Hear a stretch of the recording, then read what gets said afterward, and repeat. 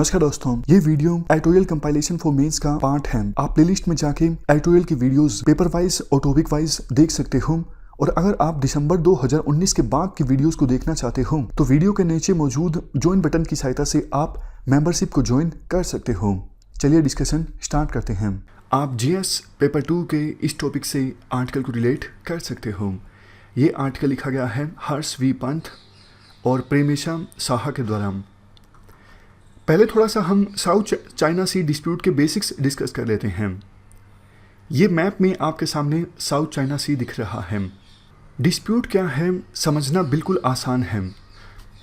देखो, UN laws of सी ये कहते हैं किसी भी देश के ईईजेड में, मान लीजिए इंडिया है और 200 नॉटिकल माइल्स तक इंडिया का ईईजेड होगा, यानी एक्सक्लूसिव इकोनॉमिक जोन होगा।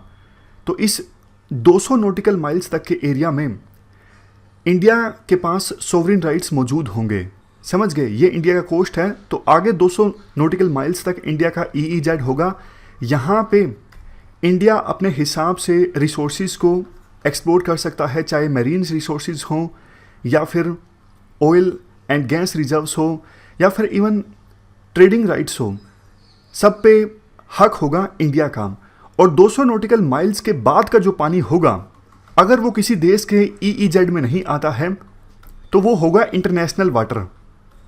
उस पर सभी देशों का हक है, किसी एक देश का हक नहीं है इंटरनेशनल वाटर पर। तो ये साउथ चाइना सी जो है ना, यहाँ पर काफ़ी सारे देशों का ईईजेड क्लैश करता है। मलेशिया, ब्रुनेई, फिलीपींस, वियतनाम, इन सभी देशों का जो एक्सक्लूसिव इकोनॉमिक जोन है वो क्लैश करता है। लेकिन सबसे बड़ी दिक्कत जो है वो ये है, चाइना तो ईईजेड को मानता ही नहीं है। चाइना कहता है भाड़ में जाए एक्सक्लूसिव इकोनॉमिक जोन। ये जो 9 डैश लाइन है ना, इसके अंदर अंदर ये सारा जो एरिया है इस पर हमारा हक है। ऐसा क्यों? चाइना हिस्ट्री का हवाला देता है। चाइना बोलता है ऐतिहासिक रूप से देखें तो चाइना की ही सोवरेनिटी रही है इस पूरे साउथ चाइना सी पर। तो इस 9 डैश लाइन के अंदर जो भी एरिया आता है उस पर हमारे सोवरेन राइट्स हैं, यानी चाइना के सोवरेन राइट्स हैं। चाइना नहीं मानता यूएन लॉज ऑफ सी को। अब देखो, चाइना का अगर हम क्लेम माने तो इस 9 डैश लाइन के अंदर जितने भी आइलैंड्स हैं, जैसे Paracel islands, Scarborough islands, Spratly islands, सब पर चाइना का हक हो जाता है। लेकिन बाकी ये दो देश हैं साउथ चाइना सी के, ये नहीं मानते चाइना के क्लेम को। अभी सभी आइलैंड्स पर चाइना का कंट्रोल नहीं है। कुछ आइलैंड्स ऐसे हैं जिन पर वियतनाम का कंट्रोल है, कुछ आइलैंड्स ऐसे हैं जो फिलीपींस के पास हैं। तो इसीलिए यहाँ पर ऑलमोस्ट हर महीने कोई ना कोई डिस्प्यूट सामने आता रहता है। खास करके इस प्रकार की खबरें आती हैं, चाइना ने अपनी एग्रेसिवनेस शो की, चाइना ने एक्सपेंशनिज्म की दिशा में आगे बढ़ते हुए वियतनाम की बोट को डुबो दिया, या फिर अपने मिलिट्री एयरक्राफ्ट को भेज दिया किसी डिस्प्यूटेड आइलैंड पर। इस प्रकार की खबरें आती रहती हैं। यूएसए का देखो वैसे डायरेक्टली इस डिस्प्यूट से कोई लेना देना नहीं है, लेकिन चूंकि आपको पता है यूएसए तो सुपर पावर है, इसलिए यूएसए नहीं चाहता चाइना अपने आप को एक्सपेंड करे। चाइना दूसरे साउथ चाइना सी के कंट्रीज को दबा के डिस्प्यूटेड आइलैंड्स पर कब्जा करें, और यूएसए अपने एलाई कंट्रीज को भी सपोर्ट करना चाहता है। इसीलिए यूएसए का भी दखल रहता है इस साउथ चाइना सी डिस्प्यूट में। यूएसए क्या करता है? यूएसए बोलता है आप मानो या ना मानो, हम तो यूएन लॉज ऑफ सी को मानेंगे, और जो इंटरनेशनल वाटर है वहाँ पर हम अपने एयरक्राफ्ट को भेजेंगे, क्योंकि हमारी फ्रीडम है, वहाँ पे हम नेविगेट कर सकते हैं। लेकिन चाइना को ये बात अच्छी नहीं लगती। चाइना तो आपको पता है ये बोलता है 9 डैश लाइन सी के अंदर जो भी आइलैंड्स हैं उन पर हमारा हक है। तो इसलिए डिस्प्यूट की खबरें लगातार आती रहती हैं। एक बात और बताना यहाँ पे ज़रूरी है कि साउथ चाइना सी जो है, यहाँ पर देखो ऑयल और गैस के बहुत ज़्यादा रिजर्व्स हैं।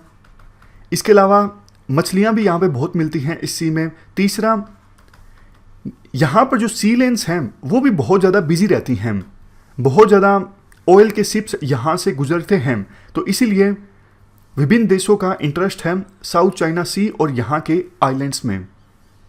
इस डिस्प्यूट से संबंधित एक और इम्पोर्टेंट चीज़, देखो चाइना क्या कर रहा है, पिछले कुछ सालों से यहाँ पर आर्टिफिशियल आइलैंड्स भी बना रहा है।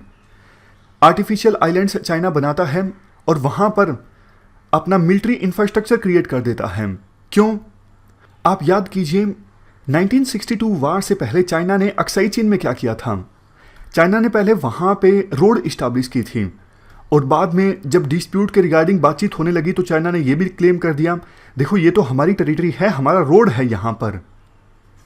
बाद में वार हो गया था इंडिया और चाइना के बीच।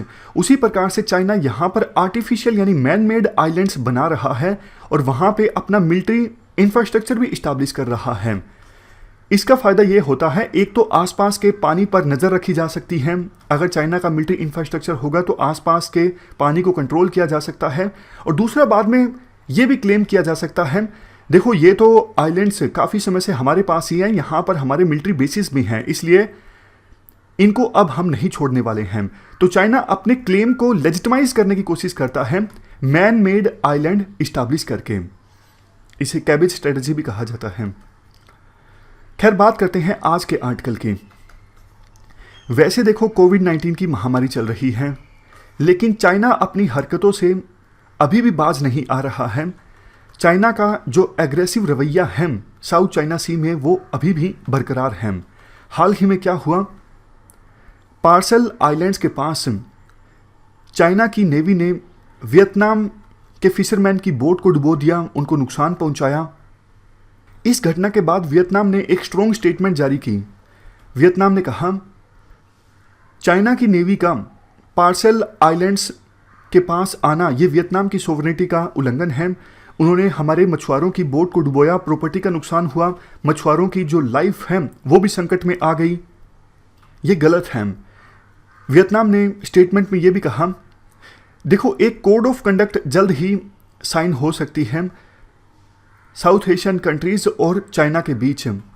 कोड ऑफ कंडक्ट में ये डिसाइड होगा कि साउथ चाइना सी में वेरियस कंट्रीज को किस प्रकार से बिहेव करना है।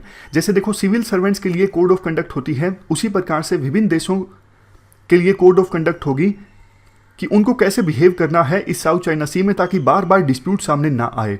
तो वियतनाम ने कहा आपके जो ये एक्शन है ये तो आने वाली कोड ऑफ कंडक्ट को भी खतरे में डालता है, मतलब आप जो बातें बोलते हो कोड ऑफ कंडक्ट के संदर्भ में उनको झुठलाता है। इसके अलावा वियतनाम की सरकार ने चाइनीज़ एम्बेसी, वहाँ पे जो चाइना के रिप्रेजेंटेटिव हैं उनको समन किया, अपना प्रोटेस्ट रजिस्टर करवाया कि आप स्ट्रोंगली इन्वेस्टिगेट कीजिए इस घटना को और जो भी आपके नेवी के लोग हैं उनको पनिश कीजिए जिन्होंने हमारे मछुआरों की बोट को डुबोया और जो पार्सल आइलैंड्स के पास आए। ये तो देखो सिर्फ एक घटना है, पिछले कुछ दिनों में इस प्रकार की और भी काफ़ी घटनाएं हुई हैं। जैसे साउथ चाइना सी में ये नेटूना आइलैंड्स हैं, इंडोनेशिया के पास कंट्रोल है इन आइलैंड्स का। यहाँ पर चाइनीज़ फिशिंग वेसल्स आए जो इंडोनेशिया की सोवरेनिटी का उल्लंघन है।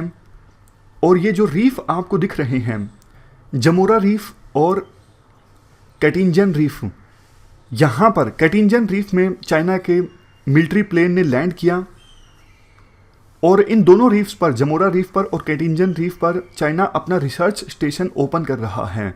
अभी इन रीफ्स का जो कंट्रोल है वो फिलीपींस के पास है। तो ये सारे एक्शंस बताते हैं कोविड-19 की महामारी के बावजूद चाइना अपनी एक्सपेंशनिज्म की पॉलिसी से पीछे नहीं हट रहा है और चाइना की मिलिट्री जो रूटीन ऑपरेशंस चलाती है एक्सपेंशनिज्म के लिए वो अभी भी चला रही है। वियतनाम की बोट डुबाने वाली जो घटना थी, इसके बाद यूएसए की फॉरेन मिनिस्ट्री ने भी स्टेटमेंट जारी की। यूएसए के स्टेट डिपार्टमेंट ने कहा कि चाइना की जो आर्मी है वो देखो इंटरनेशनल एफर्ट्स को सपोर्ट करे फिलहाल इस कोविड-19 की महामारी से निपटने में और अपने एक्शन से ध्यान डिस्ट्रैक्ट ना करे। इसके अलावा साउथ चाइना सी में जो कंट्रीज़ हैं इनकी मजबूरी का फ़ायदा ना उठाया जाए, फिलहाल की सिचुएशन में इनकी वल्नरेबिलिटी को एक्सप्लॉइट ना करे चाइना की आर्मी। अब क्वेश्चन ये उठता है, चाइना की इमेज देखो ऑलरेडी काफ़ी ज़्यादा ख़राब है। लोगों का आरोप है कि कोविड-19 की महामारी जो है चाइना की गलती की वजह से फैली, तो फिर चाइना ऐसी चीज़ें क्यों कर रहा है जिससे चाइना की इमेज और ज़्यादा ख़राब हो। इसके देखो दो रीजंस बताए जाते हैं। पहला, कम्युनिस्ट पार्टी की जो क्रेडिबिलिटी है वो काफ़ी ज़्यादा डाइल्यूट हुई है कोविड-19 की महामारी के बाद। तो इन एक्शन से जो कम्युनिस्ट पार्टी है चाइना में, वो अपनी जनता के सामने अपनी क्रेडिबिलिटी को फिर से मजबूत करना चाहती है। दूसरा, कुछ एक्सपर्ट्स का ये भी मानना है, यूएसए तो देखो अभी इस महामारी से बुरी तरह से जूझ रहा है, तो चाइना को लगता है ये मौका है, यूएसए अपने डोमेस्टिक प्रॉब्लम्स में बिजी है, हम फ़ायदा उठा लेते हैं इसका और एक्सपेंड करने की कोशिश करेंगे तो यूएसए बीच में नहीं आएगा। बट यूएसए की फॉरेन मिनिस्ट्री ने स्टेटमेंट जारी कर दी है वियतनाम की बोट डुबाने की घटना के बाद। अगर पर्टिकुलरली वियतनाम की हम बात करें, अभी देखो आसियान की जो चेयरमैनशिप है वो वियतनाम के पास है, और जिस कोड ऑफ कंडक्ट की हमने बात की, कोड ऑफ कंडक्ट फॉर्मुलेट करने के लिए जो डिस्कशंस होंगी, उन डिस्कशंस को चेयर किया जाएगा वियतनाम के द्वारा। तो वियतनाम पूरी कोशिश करेगा ऐसी कोड ऑफ कंडक्ट बने कि चाइना फ्यूचर में इस प्रकार की घटनाओं को अंजाम ना दें।